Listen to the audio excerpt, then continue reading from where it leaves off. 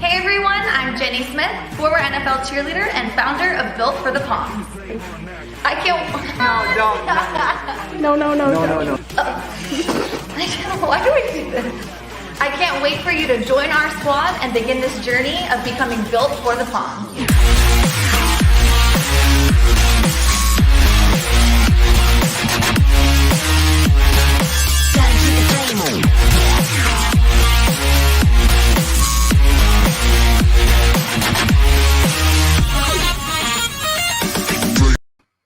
Hey, what's going on? Welcome to Built for the Palms podcast. This is Joe Roscoe, co-host of BFTP podcast. Episode 4. If you're watching on YouTube or Facebook Live or later down the road on YouTube or Facebook, thanks so much for joining us. Please subscribe if you're on YouTube and like our page if you're on the Book of Faces. If you're listening to us on a podcast platform, thanks so much. Please rate, subscribe, leave a comment. That would be greatly appreciated. Built for the Palms is your online fitness platform for all things pro cheer. We have a team of coaches to help out you on your journey to either becoming a pro cheerleader, maintenance during the process of actually being one, or you were one, or you just love the thought of training like one. We are here for you. Go to builtforthepalms.com or just click the link in the description of this episode. All right, let's bring on the founder of BFTP, co-host Jenny Smith. Hey, Jenny. What's up? What's up? I like your would you say the Book of Faces? The Book of Faces. I haven't heard that That's one right. The Book of Faces. The Book of Faces. Yeah, here we are, episode 4. Just like episode 4. I can't believe we've already done 4. I was saying that earlier. I was like, one. Yeah, we're gonna hit double digits before you know it. I know. And then we're gonna be celebrating episode 100. Wow. Time flies when you're having fun, I guess. Until that, look at us. This is technically like in the midst of 4. We've actually only have done 3, which 3 and a quarter. Which the first was actually you as the guest saying hello to everyone. So this is our third guest, but it's amazing nonetheless. Yes. Who's our guest? Who are we welcoming on to BFTP podcast? Yeah, I'm really excited. We've already announced it's Courtney, but I'm particularly excited to. I feel like I'm like there's this suspense. I'm like drum roll, but we already posted that it's Courtney. You don't know I'm really though. People could have just found us, on okay. Book of Faces. Pretend I didn't say that. Not everyone's following us on Instagram, which is at Built for the Palms. By the way, there it is, right there for you. There it is. Follow it. So if you didn't know, we'll regroup our suspense. But no, I'm really excited about this guest. I'm actually really excited to hear her story because I know about her story, but I've never really honed in and talked to her like the specifics. So I'm really excited. I know she has a Broadway background. She has dancing for NHL and most recently NFL with the New England Patriots, where she actually has a Super Bowl ring, which is so cool. So I'm sure we'll talk about that. She's got the bling. But yes, so it's Courtney Krauss. Drum roll, Courtney Krauss. Hey, Courtney. Hi. Thanks so much for joining us on the podcast. Absolutely. Thank you so much for having me. I feel very excited to be here. Our pleasure. Our pleasure. We're so excited to have you. Let's have the listeners just get the background on how you and Jenny met and how you crossed paths in the cheer space. Yeah, Jenny, you want to take it? Yeah, for sure. So Courtney and I actually met through, I feel like the dance community is kind of tight knit. So I feel like we knew each other, but then we actually met and got to know each other more through Jamie, who was our guest on the last episode. So Jamie, I know Jamie and Courtney, you had been really good friends through, I'm sure we can talk about that. I don't even know how you and Jamie met actually, but yeah, so we Yeah. Sorry, go ahead. Through dance classes in Dallas. We took some prep classes together, and we became really close. And actually, her rookie year on Dallas Mavericks and my rookie year on Dallas Stars, we were roommates, and that's how we became super close. Yeah. That's awesome. Yeah. So we met through Jamie and then just kind of kept in touch, and both of our journeys are different, and like I said, I feel like the dance world is just so well connected. But yeah, if you want to just kind of give a brief overview of your background, just starting and what got you to where you are, just for everyone to get kind of caught up to speed, and then I'm sure we'll dive into some deeper topics. Absolutely. Sure. So been dancing since I was 2, like a lot of girls who get into this profession. And I had a background in gymnastics. I competed in gymnastics quite a bit. And that combined with ballet was a little difficult to do both, but I somehow managed to do both for a really long time. They were both really big time commitments, also with school, of course. Very demanding. Very demanding on this schedule. So it was a lot of, early morning homework, late night homework kind of thing to get through school.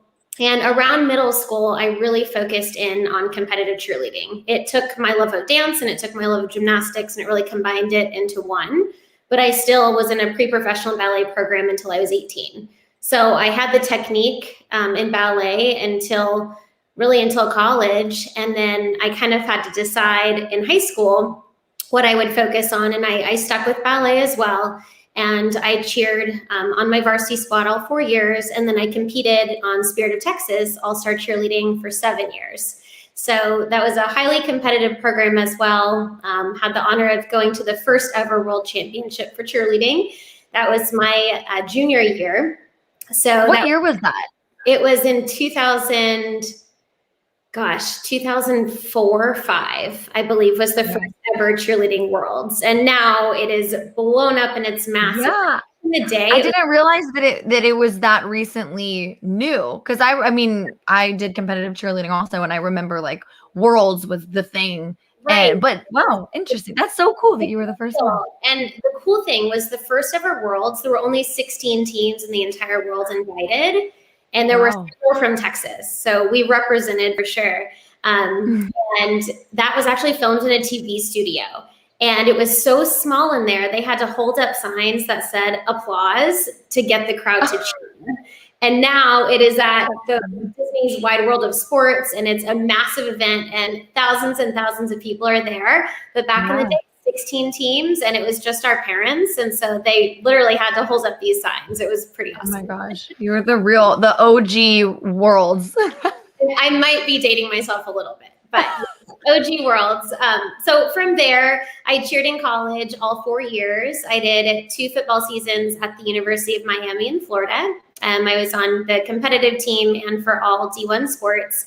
And then my second 2 years, I transferred to the University of Oklahoma, Boomer Sooner, and I cheered on Oklahoma large co-ed for all major sports and competed both years at nationals, both with my team and then individually in partner stunt. So it was just me and my partner, and that was a lot of fun to get to do that as well. After college, I didn't take the traditional route and go straight into the kind of traditional job. I auditioned for Bring It On the musical, which was such a long shot. Amazing. I had heard about it, and I read about it actually in the New York Times, and I thought, well, I have the movie right here. So this is the movie. You probably remember. Yes, I love that. Back in the day. Whoop. So I loved the movie as, okay. Yeah. I gotta come back in on this. I'm so happy to hear that. I thought maybe you were like deep into the midst of your cheerleading career, and then you went on to, but no, you're like, oh, this is my first, this is like my stepping stone into the whole thing. Well, the role I was auditioning for was a high schooler, and at the time I was 22. So I've always been a little shorter. I'm only 5 feet tall. So I had that working in my favor. And then I went into the audition for Bring It On, and it was all actors. And I'm over here like the little cheerleader. I had bleach blonde hair. It was a bob at the time. I had a massive bow in my hair, bright red lipstick, blush. I had a cheer outfit on. I mean, I looked like I came straight out of Bring It On the movie. in the scenes when they're auditioning. And that's what they liked about me. And they ended up auditioning like 7,000 people for this show, actors, dancers, cheerleaders, everyone in between, singers. And somehow I got a call back and I had to sing, I had to act, I danced, there was hip hop, there was a ballet section, there was obviously cheer, which I was like, thank goodness I got this one down. And this was all part of the audition process still. This was all part of the audition process still. And do you have a singing background at all? Or were you just like, I'm going to sing? You know, I've just always loved Kristen Chenoweth. And so I just kind of pretended like I was her and I sang Popular from Wicked. And it somehow got me far enough for them to take a second look. That's amazing. So, into the callback. And little did I know, Lin-Manuel Miranda is sitting in front of me at the table. I have no idea who he is. Andy Blankenbuehler. If you're not a Broadway person, they both created Hamilton as well. Pretty much my entire creative team created In the Heights and Hamilton. So it was the same team. And a lot of the kids who Bring It On ended up in Hamilton. So it was an incredible journey to get there. And then there was no promise of it going to Broadway. So we actually toured 13 cities in North America for about 9 months. And then finally we got a call that we were going to Broadway. So we all took the show knowing it might not go. And we had a lot of faith. We went through tons of revisions of the show. And finally it became this version, which was the Broadway version of Bring It On. And we opened in 2012 and ran at the St. James Theater. And it was a complete dream come true. I actually got to play the goth girl. If you remember from the movie, there's kind of the gothic girl who makes fun of the cheerleaders. And I got to play that person, which was awesome because I'm not very goth. I don't know if you can tell, but. Wait, so that in the movie, that wasn't her name Missy? Is that who it was? Yeah, that's kind of the Missy character a little Gotcha. bit. Yeah, and she's like, what are you guys doing? Yeah. And I got to do that. I had a wig with jet black hair and I got to wear black lipstick.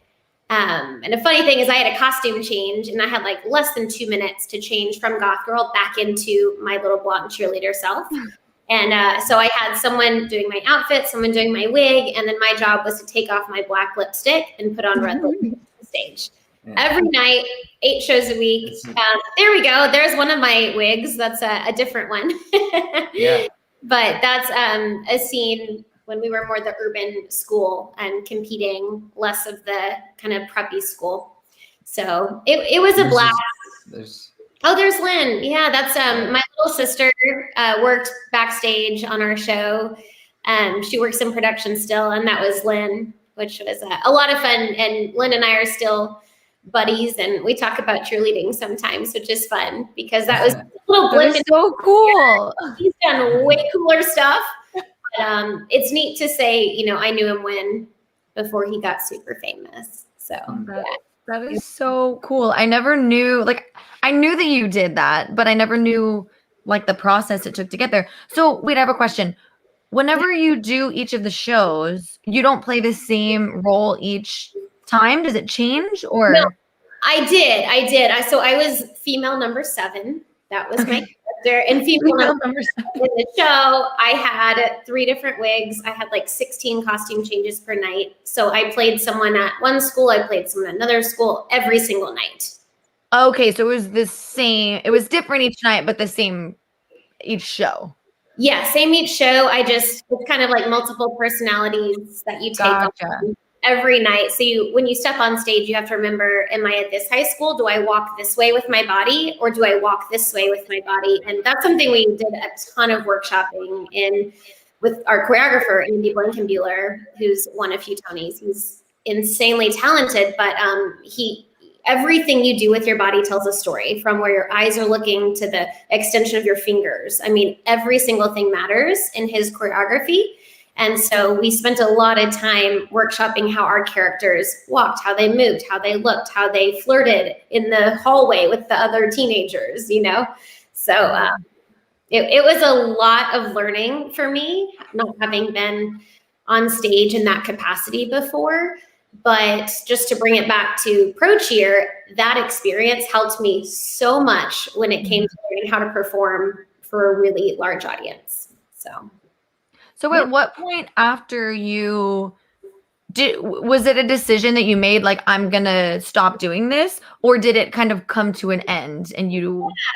So the show came to an end for New York, and it was going back on tour, but it was going to be a non-equity. And at that time I had my actor's equity card. And so I wanted to, remain equity. So they took it internationally for a second time. And I actually stayed in New York to work on one more show, and I was behind the scenes this time. I got to be the acrobatics coordinator for Matilda, the musical. Oh, so cool. Got to teach a lot of little kids how to tumble and how to tumble safely on stage. Matilda, which was opening just after Bring It On had closed on Broadway. That is so cool. I'm not familiar with Broadway very much at all, so this is so interesting to me. At what point after that, like how big of a gap was it before you started dancing and wanting to go like the pro cheer route, and what made you want to do that? Sure. So it was about 1.5 or 2 years. I really always, since I was little bitty, watching the Super Bowl, sitting in my middle splits with my hands like this, watching the Super Bowl as a kid. And I grew up in Dallas in the 90s, so you can imagine what team I was cheering for at that time. They did pretty well in the early 90s. And my dream was to be on the sidelines. I knew I obviously couldn't be on the field with the players, but I could be there. And my route to get there was by being a cheerleader. And I had been one my entire life. And I knew at the age of 23, 24, that, Broadway, that time of my life was coming to a close, but I was not ready to hang up the pom-poms. And I've coached for a long time, but I knew that wasn't the route yet. And so it just seemed natural to follow my dream and somehow get on a pro team. And then eventually, the Super Bowl, which in no way could I have ever planned that would have happened. But I did position myself to audition for a team that had a good chance to get there. I will say. That's something I did not do. But still had a great time nonetheless, right? Oh, 100%. I don't regret anything. Best experience ever. But it would have been cool to go to the Super Bowl. Right. But y'all did get to host it, so that was cool. We did. We got to host it. You're right. Okay. Yeah. Silver lining. Count my blessings. Right. What was it like being a New England cheerleader, seeing all of those wins and playoffs and Super Bowls? And I think, is this you the day of the Super? Yes. That was. Yeah, I was posing in the locker at the Mercedes-Benz Stadium in Atlanta for Super Bowl 53. So that was my rookie year. I did 2 seasons with the Patriots and just recently retired, as in I was not one this year, but the prior 2 years. So that was at the Super Bowl. The stadium was incredible. Mercedes-Benz is relatively new, and that was the first Super Bowl they had there. So we were treated really well. The stadium was awesome. It was so loud in there, and the echo was crazy. So it was a little bit stressful when you're condensed in the amount of space you have. And then obviously the stakes are way higher. There's more cameras, there's more people, more pressure, and then there's an echo. And so you're trying to stay on that count so much, and it's pretty difficult.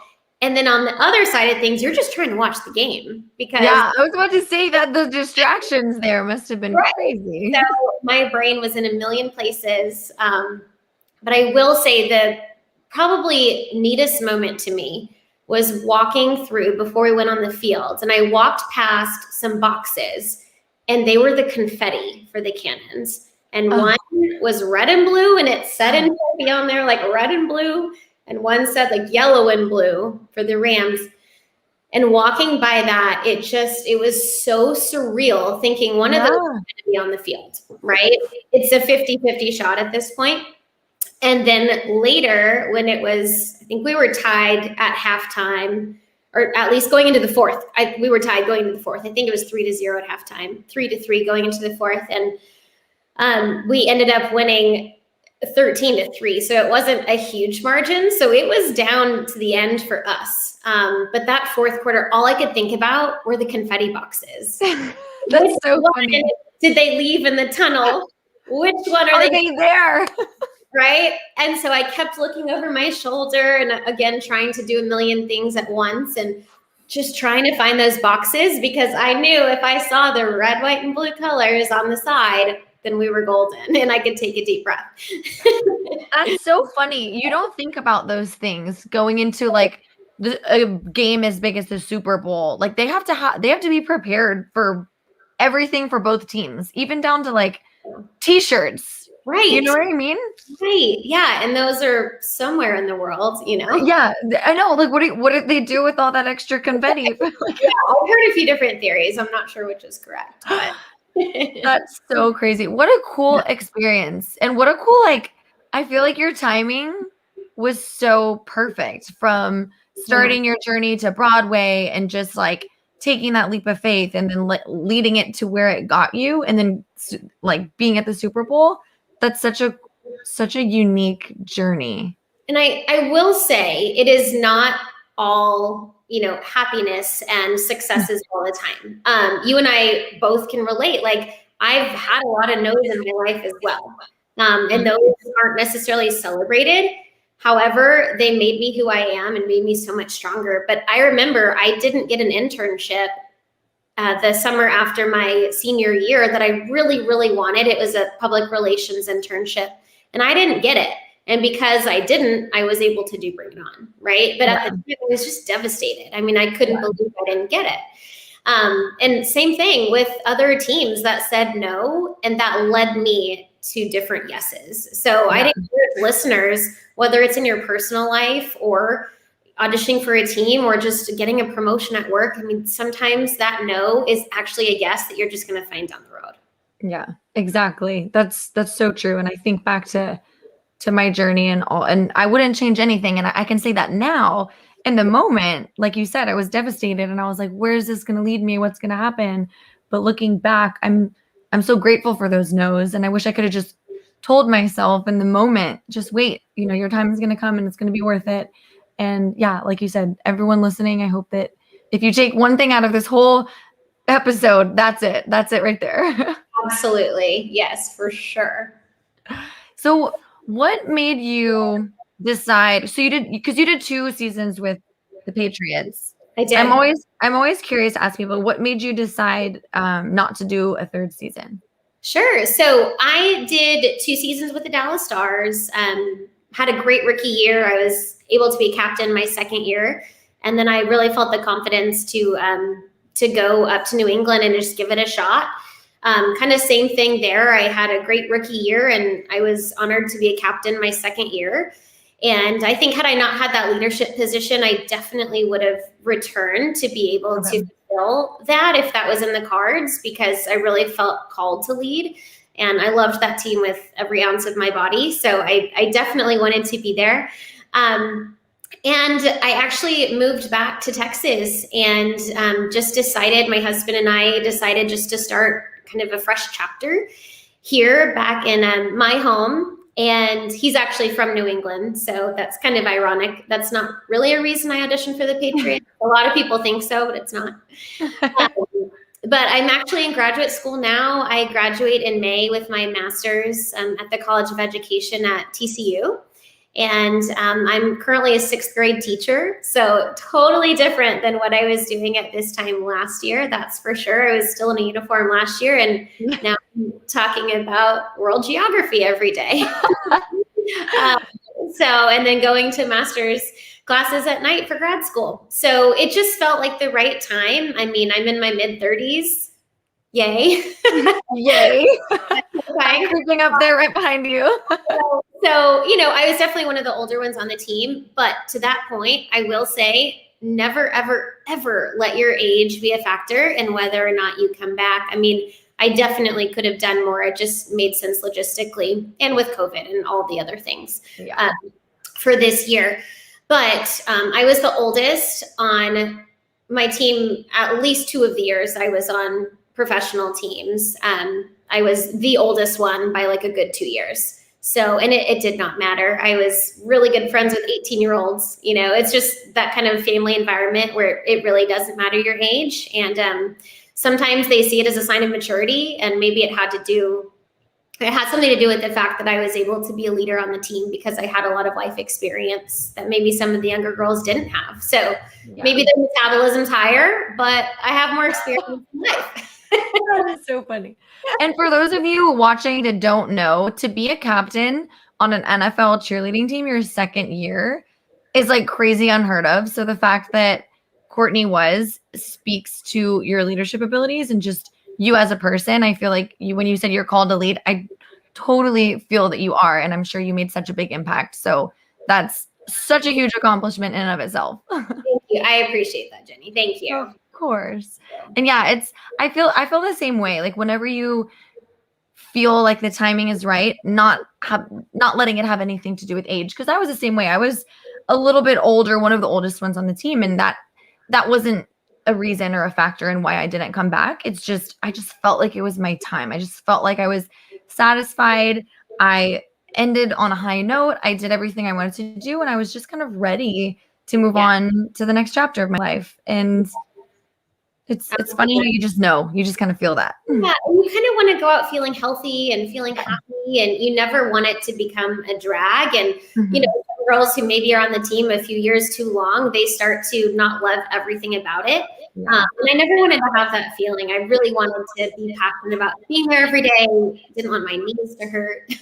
Yeah, that's a good point. That is such a good point, because I feel like even though you love it, if you, like you said, if you're there too long, it might start to feel like more of a job. I mean, it is a job. Obviously, it's a job, but I don't feel like it was a job. Like when I was cheering, it was my passion. It was what I wanted to do. I enjoyed every second. But the second you start I didn't want to get to a point where I was dreading going to practice. Like that was the highlight of my day. I didn't want to be like, oh, I don't want to go. So couldn't agree more. Yeah. Absolutely. Awesome. I have a question about what you felt was the difference in auditioning for Bring It On, the musical, and auditioning for a pro cheer team. And just that's a good question. If you like, first, like, tell us the differences. It's very interesting. But also, like, did you draw from anything from your Bring It On experience that helped you with the pro cheer auditions and tryouts? Yeah, I think I'll start with kind of the second question. I had mentioned my ballet background before, and that was unique to me in my audition setting. There were girls who were singers. There were girls who were hip hop dancers.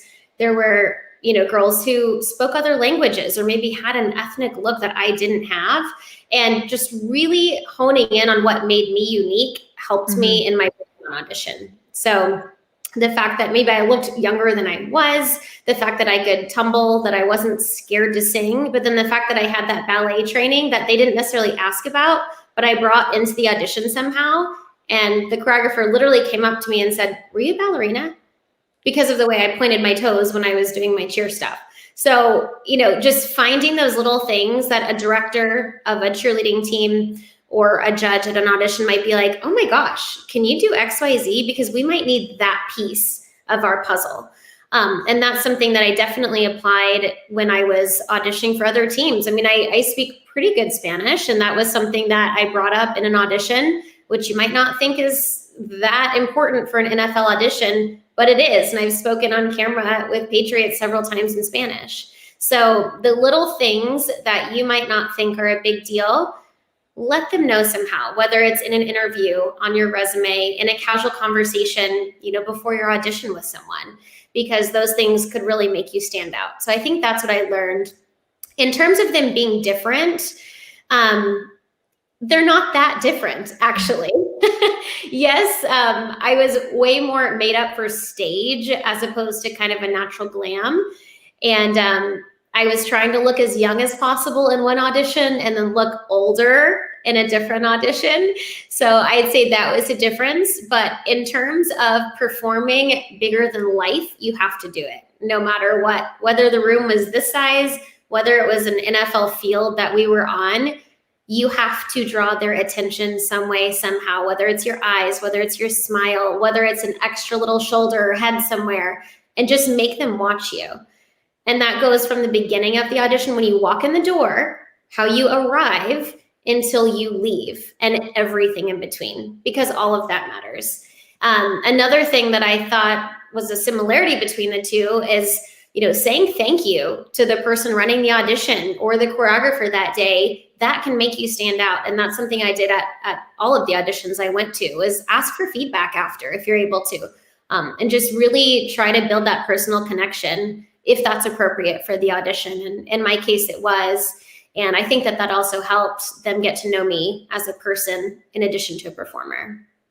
Yeah, that's such good advice. And I love what you said about finding the small things that make you unique, because I know I think I've talked about this on every episode so far, but in this industry, it's so easy to get caught up in wanting to be this person or wanting to look like this girl, or what is she doing? I want to do what she's doing. She's a cheerleader right now.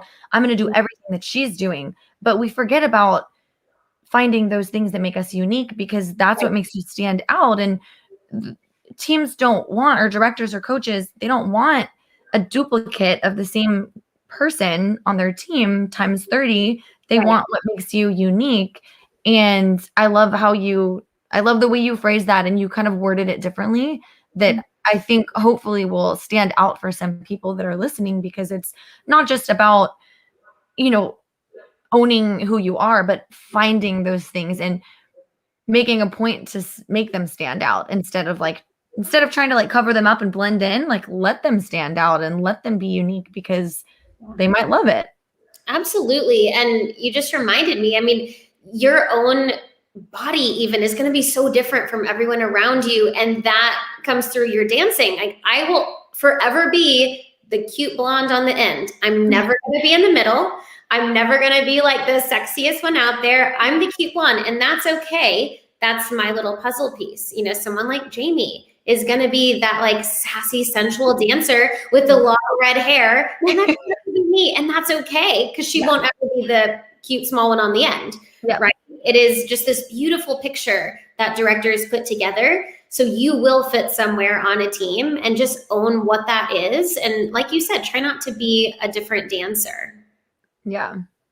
I feel like that's such an important piece I think that hindered me in the beginning of my audition process, is because I was so caught up in wanting to be what I thought they wanted me to be. And when one day I just woke up and I was just kind of like, I'm just going to be me. And it worked. And they loved what I thought held me back, because I was never a super technical dancer. I had a competitive cheer background, so I was a little stiff and just I didn't have the technique that a lot of others had. And I thought that was such a hindrance. But then, finding the right team for me that could, found that as a positive, and saw the unique aspect that, I'm never going to be the most technical one, because I just didn't have that background, but I can still fit, like you said, I can still fit into their, bouquet of flowers, if you will. I love that. I think maybe Stephanie's used that before. A lot of coaches say that's a beautiful bouquet of flowers, or it's a beautiful puzzle, and you got to find where you fit in. Yeah, exactly. Next topic. Joe's like, hey, I'm here again. Sorry to keep hijacking your conversation, but no, good.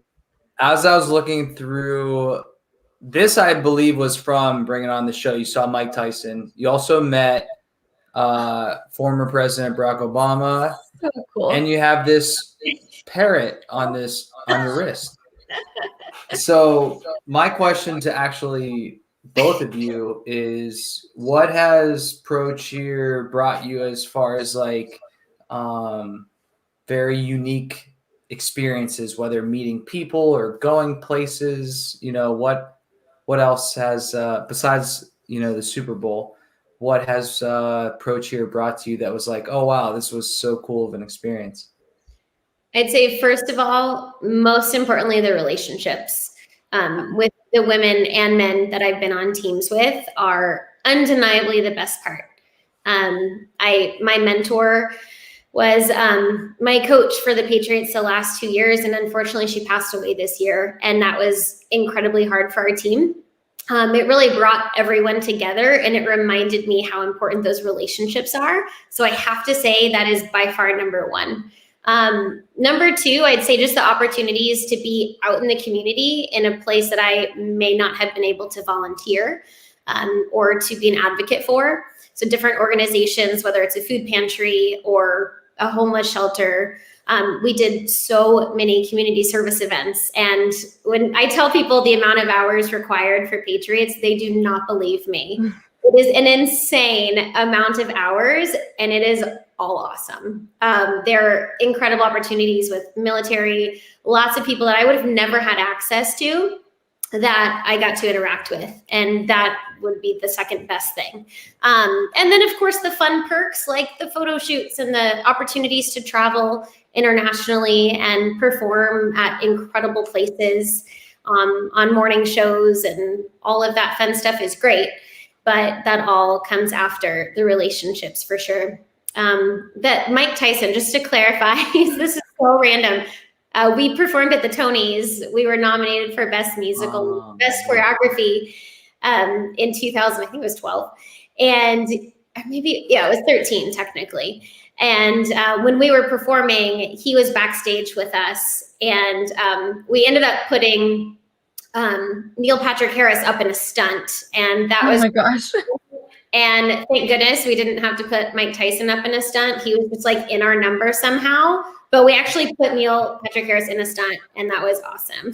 Do you have a picture of that? Because I would love to see a picture of that. I definitely do. I don't know if it's on my Instagram, but I definitely have a picture. Oh my gosh, that's hilarious.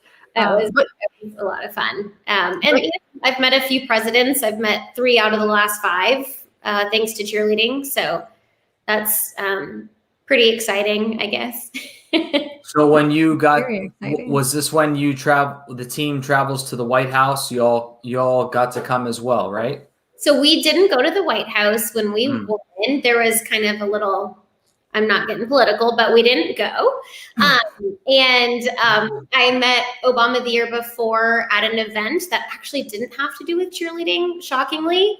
But I met Trump and Bush at cheerleading events in the past. We actually performed at Donald Trump's Mar-a-Lago at a party when I was a freshman in college. And I may or may not have like stolen a towel from his bathroom. But anyway, just kidding. But we did perform at his house, and we did like an entire cheer routine. So that was how I met him before he was president. And then President H.W. Bush came to one of the performances of Bring It On and wanted to meet us backstage. Very cool. This just popped up. Do you all know Vanessa? So Vanessa is awesome. She is a Celtics dancer, and she also cheered for the Patriots, and she was my roommate at Super Bowl. So she's also an NFL cheerleader, Super Bowl champ, and current NBA dancer. Oh, hey, Vanessa. Yeah, she must be watching right now. So thanks, Vanessa, for tuning in. Yes, for sure. That's amazing. Well, I was going to go back to what you were saying earlier about experiences and whatnot. I kind of wanted to. Oh yeah, please, yeah. Tell me, yeah. Well, tell us everything that you said, Courtney. I agree with 100%, and it's funny because I feel like I didn't know I was going to get a lot of that out of being a pro cheerleader, an NFL cheerleader, and I'm not even going to lie. Like when I went into it, I was so excited. It was probably a little vain of me looking back, but I was so excited for the photo shoots and the dancing on the field and all of the glamorous things. I thought that that's what I was going to get the most out of. And I thought that that's what I thought those were the moments I would look back on for the rest of my life. And now that I'm past it, those are great. Like those are amazing. And those are incredible moments, but it's all the moments, like you said, in the community and the relationships and the friendships and working with military. All of those are what I cherish more. And it's just so interesting looking back because I never knew I was going to get that out of it. And even like the military tours, those are so near and dear to my heart. And I've been on I went on 2 with the Dolphins, and I still keep in touch with some of the people that I met on military tour through, Facebook and through Instagram. And it's just it's something so special that I would have never in a million years had a chance to experience and go on a military base and meet these people and thank them. And it's just, yeah, it's just something I feel like I can't even put it into words because it's so special. And I never thought that would be what was so special from being an NFL cheerleader. Absolutely. And there's some kids that I met who I really think inspired me to want to become a teacher. I've always loved kids, but my favorite appearances were ones with kids. Yeah. And the military ones were awesome too, but those were they're really formative. Mhm. Sure. Yeah, no, absolutely. And I feel like I'm not, it's funny. I feel like me and Jamie are you love the kids and I'm like, I love kids. Don't get me wrong, but I'm not as gung ho about teaching kids. That sounds really bad. I love kids. No, we get you. Courtney, before we head off the episode here, what is one or a handful of advice to someone that's either breaking into the pro cheer space and they've just made a team, or if they're auditioning for it, those people that are just starting out, what's something that you've kind of learned along the way that you would consider to be a valuable piece of, insight or advice? Sure. I would say research lots of teams and find one that you might seem like a good fit for based on your skill set. So there are some teams that don't tumble.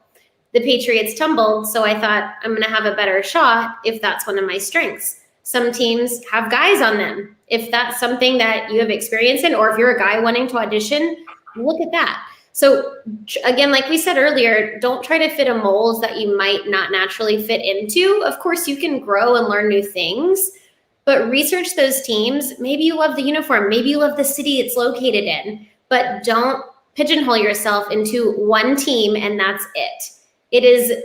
It sounds scary to pack up and move your entire life, but there are so many girls on Patriots who have come from all over the country, from California, from Florida, from Idaho, from Philadelphia.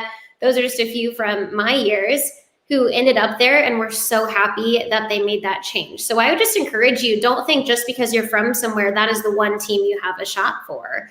Open yourself up to other experiences, and also don't count out NHL. I had an incredible time cheering for the Dallas Stars. That was a great stepping stone for me to grow that style of dance. Because like I said, I was ballerina, gymnast, cheerleader, not so much a pom dancer. And so that really helped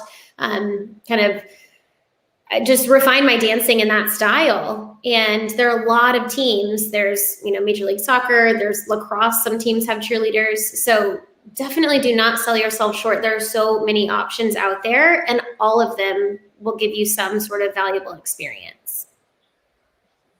I love that. Oh, and I promised I would show you the Super Bowl pendant. So, please, yes, show us.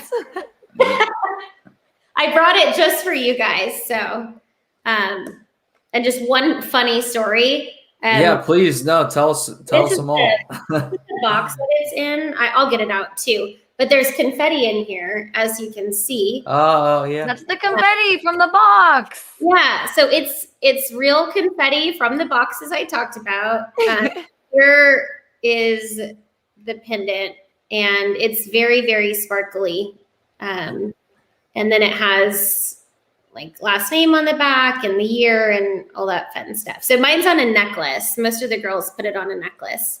But the funny story about the confetti, which is in this cool box, is that our mascot, so Pat Patriot, who's obviously a real person and my friend, but Pat Patriot,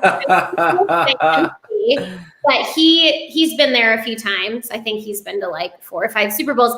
And he said, what you have to do is grab all the confetti you can, stuff it in your top, stuff it in your boots, stuff it anywhere you can, and you'll thank me later. And now I know why, because you put it in your box, you put it in your scrapbook, you put it in like a memory box.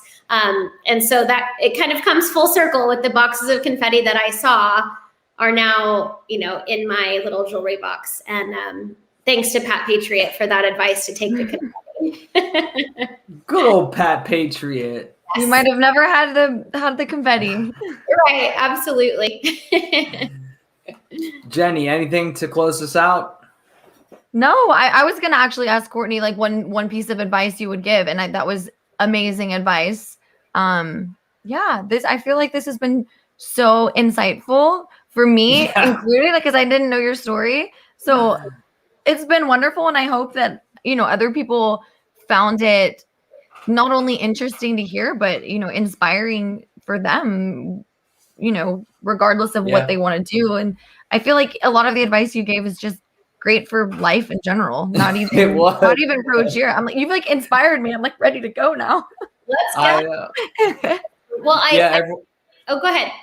Everyone listening right now, for me, it's 9:53 p.m. Eastern Standard Time, and for the ladies, it's 8:53 Central. But we're all like amped up, ready to run through a wall here. But we actually should be going to bed soon. I can't thank you guys enough for creating this platform too. Jenny, what you're doing is amazing, so inspiring. I think it's going to touch people's lives in really cool ways beyond the fitness component. I think you're opening up a larger conversation about something that maybe people don't know a lot about unless they're in the industry. And so I really appreciate both of you guys having me on, first of all, and then just creating this platform for other people to tell their stories and hopefully inspire more along the way. Yeah, thanks, Courtney. And that's our goal, is obviously fitness and the fitness platform, but really, like you said, just to be a candid, authentic, genuine source of information for men and women that wanting to get into the industry. Because when I was wanting to get in the industry, I didn't really know much, and I feel like people only talk about surface level things, and I want to really give people the reality of what it's like, and hopefully, help others. So thank you. Absolutely. No, thank you guys so much. Yeah. Thank you, Courtney. Appreciate you. Absolutely. All right, Jenny, episode 4. There it was. Courtney Krauss. I'm fired up. Courtney has got me ready to run through a wall. I'm telling you, not only was it like so diverse of a conversation, so many different topics, but also just like that like driving factor of the inspiration she gave. Courtney's amazing. She's amazing. I'm gonna have to I don't know, take some NyQuil or something to melatonin to calm down. Give some 10 grams of melatonin or something. But I can't wait for episode 5. Any last words for the peeps besides saying goodbye? No, I'm happy you're all here. Hopefully you guys enjoyed the live streaming tonight. Hopefully we'll continue to do that. But yeah, I'm excited for episode 5. Continue to tune in. And I think that's all I got. Peace out. That's it. All right. See you, Jenny. All right, everyone. Thanks so much. That was episode 4 with Courtney Krauss. We truly, truly, truly appreciate her and her time. Once again, you can check us out on builtforthepalms.com or go to Instagram at builtforthepalms. You can also find that information on the description of this episode. Try a free trial. Work with a coach on your fitness that will ultimately better you as a pro cheerleader candidate, or just a fan of pro cheer. All right, Joe Roscoe signing off. We'll see you later. Hey everyone, I'm Jenny Smith, former NFL cheerleader and founder of Built for the Palms. I can't. No. Why do we do this? I can't wait for you to join our squad and begin this journey of becoming Built for the Palms.